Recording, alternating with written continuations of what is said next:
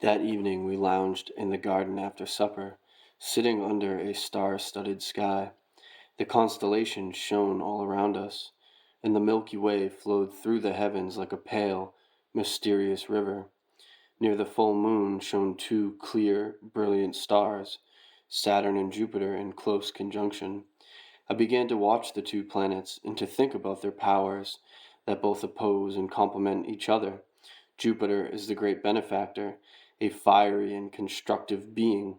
Saturn is the obstacle, a source of the chilling suffering which yet teaches. Jupiter is the friend of the sun, Saturn, a celestial loner. The danger from the one is fire, from the other is freezing. How does the struggle between these two giants affect the world?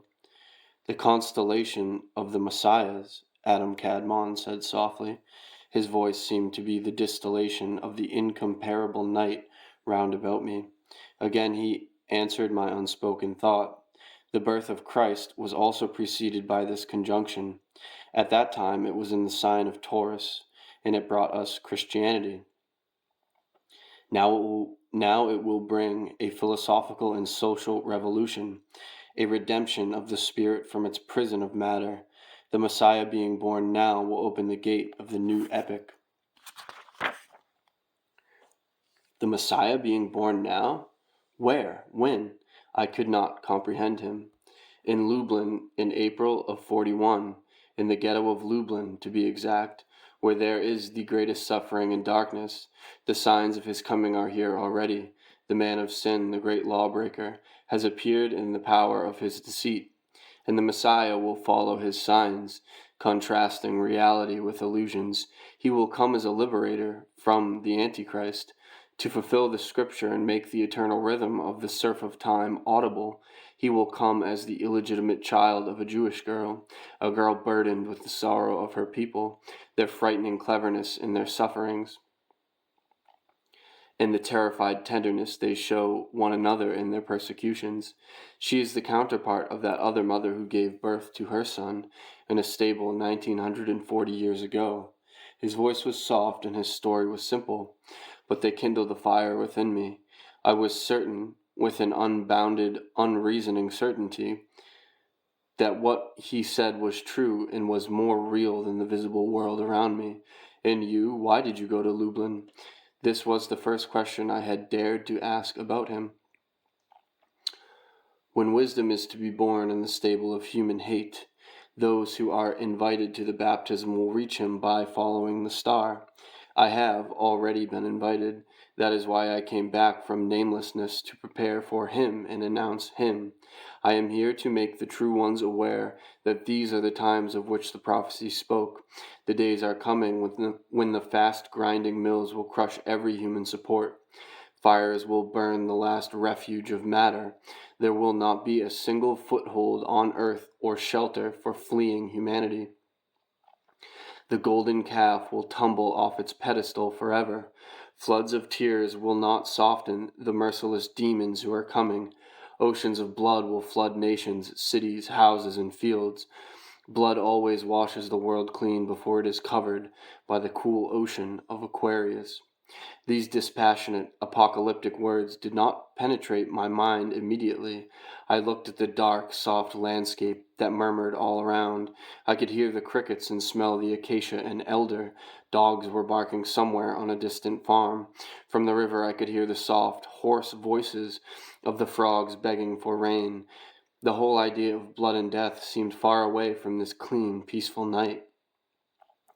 Then suddenly I felt a premonition of the horrors of the coming years.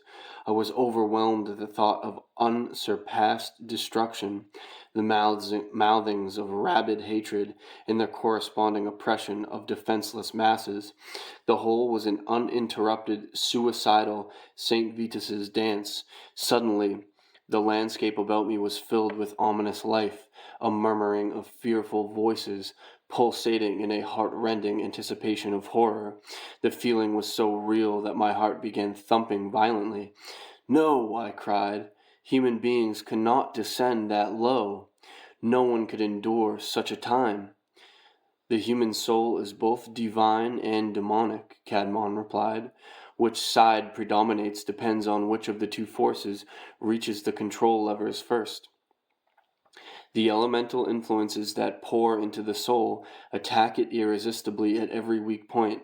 That is the way hate works, and anyone who has the slightest inclination toward it must fight against it with all his might, or else he will be drafted into the demonic army of hate and be lost. Hate is the most frightening and magical force that has ever appeared on the earth. It can conquer every other human weakness, selfishness, hedonism, and even the fear of death. It whips a man's fanaticism into a white-hot glow and melts him into its own mass.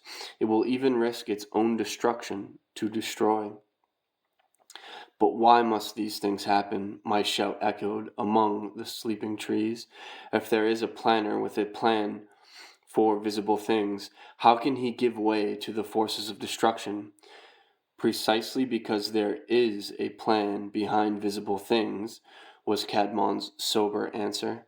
This is to be the time of a great transmutation of the earth. Her entire essence is to be altered. She will cast out the contaminated and refine the remaining few into precious metal. The coming cataclysm is by way of a provocative injection. It will bring the latent disease to the surface and those who are tainted with it.